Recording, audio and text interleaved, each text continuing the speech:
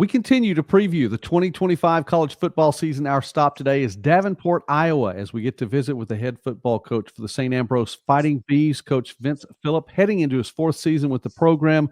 Coach, thank you for taking some time with us today. We enjoyed, talking about small college football and looking forward to getting to talk about the Bees as well. Let's look back really quickly. 2024, 3-8 overall. First season in a new conference, though, 1-5 in the Heart North. And about those Heart North games, of course, near the latter portion of the season when things really start to shake out just a little bit, you get a blowout win over Clark. You have a loss to Grandview. Of course, everyone had a loss to Grandview last year. No big deal there. Of the other four games, all of them one-score games. You came up just a little bit short in every one of them. Talk a little bit about 2024 and how you're moving forward.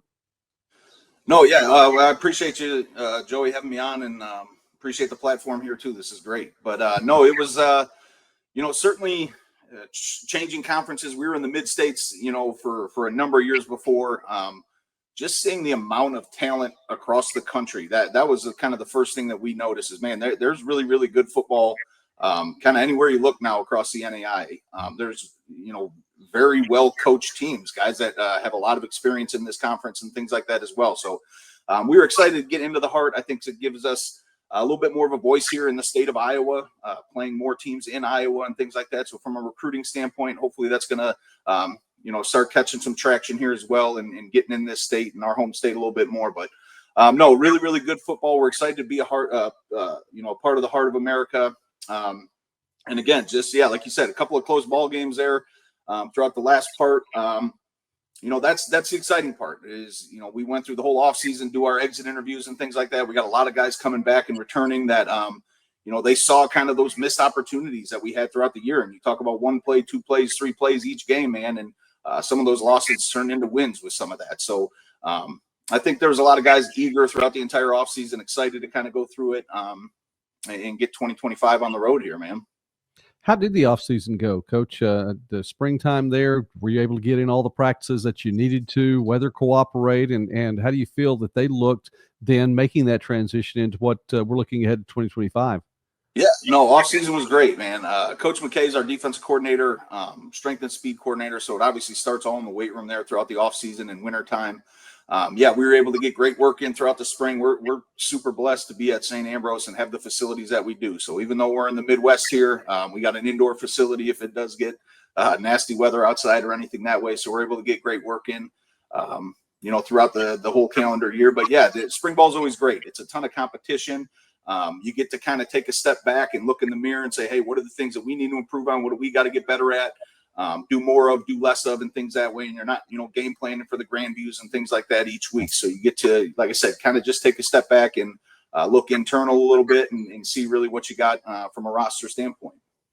Coach, you made me think of something there. I've had a chance to be there on campus before. I had a daughter compete at a national competition a few years back, and it's a nice town. Davenport's great, right there on the river and right there on the state line. Do you get to promote much? No, it's beautiful. Yeah, I think that's why we do so well kind of in the recruiting land, Chicagoland, recruiting out that way. Anyways, just, we're about 2.5, 3 hours from Chicago, but a lot of small schools are in small towns. That's not the case, in Davenport here and part of the Quad Cities. So there's all kinds of things to do when you get outside the campus walls. You get to be a college kid too, which that's part of the whole experience. All right, Coach, we look to 2025. One of the headliners I would imagine on defense is Brock Mason coming back for his final year. First team All-Heart last year, 5 interceptions on the season. He really closed out the year well with 10 tackles in that season finale.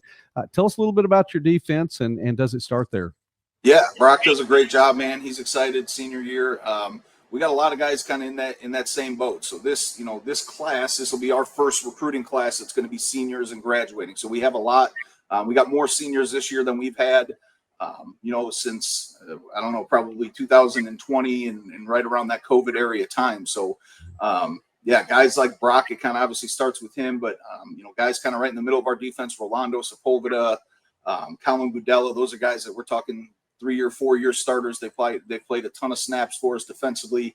A guy like Nolan Obert's going to be a senior. Jabril McNabb, who missed a lot of last year due to injury, is healthy and one of our more dynamic guys. So A lot of guys there on the defensive side, like I said, that they played a ton of meaningful snaps, played in the system for a number of years, and like I said, kind of just continuing to take the next steps from a leadership standpoint there defensively. That system has been yours now as you're heading into your 4th season at your alma mater. We're visiting now with Coach Vince Fillipp here on Midwest Sportsnet, and I encourage you, please take time to like the video and subscribe to the channel. We enjoy talking about small college sports and more throughout the Midwest and beyond. Coach, you mentioned, and I as well, 4th year, that goes a long way when your recruiting classes really start to build upon one another, and you're finally at a point now where they've stacked up, and now they're all your recruiting classes. With that in mind, whether it be high schoolers coming in or transfers that have found their way to St. Ambrose, on the offensive side of the ball, there is going to be a hole to fill in the quarterback position coming into 2025. Talk a little bit about the competition in the spring, and is there still competition heading into camp? Yeah, like I talked about, spring ball is awesome because it's full of competition, and it's, you can walk into our locker room right now and see the Fighting Bees offensive depth chart, and it's going to be blank. So we want constant competition always, man. I want guys competing for roles, competing for jobs, and carving out themselves a role here. So, quarterback's obviously, a huge position. We had a local kid, actually, Alec Ponder, who's right over from the river, Moline there. Come in and do a great job. You talk about a natural leader, man. Like he is it. The guys kind of revolve around him and flock towards him. We had a transfer kid come, Justin Bland from College of DuPage, super productive player there at quarterback. So, you mix those two guys in with a young guy like Carter McGursky and guys that have been around, Caleb Swanson, and it was super, super competitive all spring at the quarterback position. But we feel really, really good with the bodies that we have there for sure. All right, Coach, can you take us through a little bit more of the offense as well? Anyone stepping up in any of the other skill positions? How about that offensive line? Yeah, yep. Skill position-wise, we got a majority of those guys returning. So a kid like Michael Hellwig played, I think, the first 2 games of the year and was out for the rest of the year with injury. He's coming back healthy. Brendan Wilson's been a kid that's been super solid here, again, going into his senior year, does a bunch of stuff on special teams that you don't see in the box score and everything all the time. Another wide receiver, Cam Bonsack, another kid who played a ton of meaningful snaps for us on the outside, skill position-wise, and Jalen Coleman, all-conference kid last year as well, or I don't know if he was all-conference. He was up near the top in a lot of the leaderboard there for wide receivers. So we feel good about the skill position. Braden Downs, another kid, tight end body who played a bunch for us last year. He's super versatile. We can do a lot of different things with him. Max Vasquez at running back played a bunch for us after Caden King got hurt. So, again, you're talking about guys who are experienced and had some snaps at the varsity level. Up front, we feel really good with where we're at. Kylan Black, kid that's played a lot of guard for us, returning. Noah Allen is our center. Really smart kid, really tough, competitive kid. And Caden McCombs, again, all-conference player last year that's stepping into his senior year too. So we like the pieces that we have. Obviously, the biggest piece for us all offseason was continuing to build the internal leadership here of the program. And, kudos to our guys. You mentioned it earlier. It's kind of all of our guys now here that we've recruited, and just seeing that change and guys take more on as a leadership and from an accountability standpoint, that's been the really, really neat thing to see. Talk quickly about special teams. Joe Narnio was the kicker last year. He's graduated, and you look through the roster from 2024, he was the only player on the roster that had that K beside his name. So obviously that's a place where you're going to have to fill a gap as well. Yeah, for sure. And Joe did a great job for us. He was a 3-year starter. The specialists, those and long snapper, you don't really think about them until you don't have one. when you're going through it and you got these guys that are super productive and that you can lean on and trust. It's something you don't really think about, but we got guys here.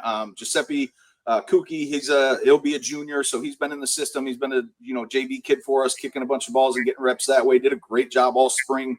Branson Heath, another young kid, local kid from Davenport West here, who's done a great job. Got way bigger in the weight room. Same with Giuseppe. So we got guys here, and obviously always bringing in competition. That's our biggest goal, is to continue to sharpen the axe and bring in guys to compete across the board. So that doesn't change at kicker either. So looking to bring in some competition, like I said, and let those guys get here in the fall and compete.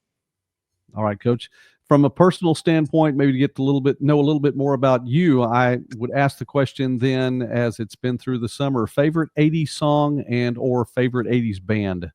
Yeah, we talked about this a little bit earlier. I said the 80s are a little bit early for me. I'm more of a 90s guy, I guess. 90s hip hop, but Tom Petty's tough to beat. So I'm going to roll with Tom Petty and the Heartbreakers and go from there.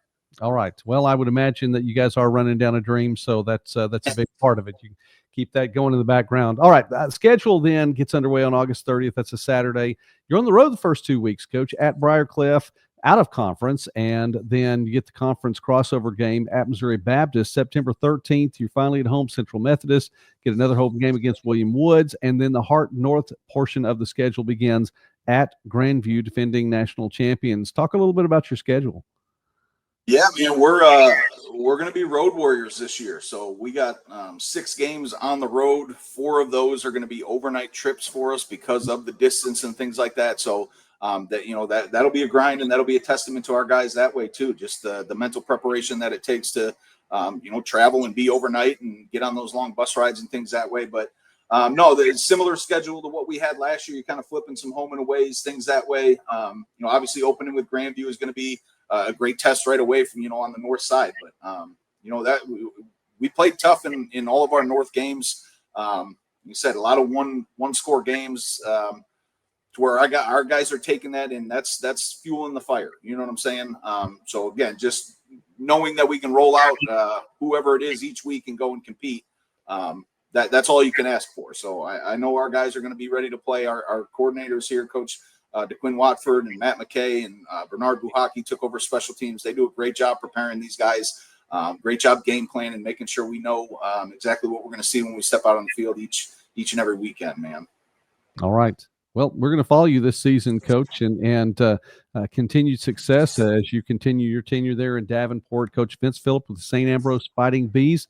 Thank you, sir, for taking time with us today to preview the 2025 season here on Midwest Sports Net. You bet. Thank you, Joey. Thanks for having me.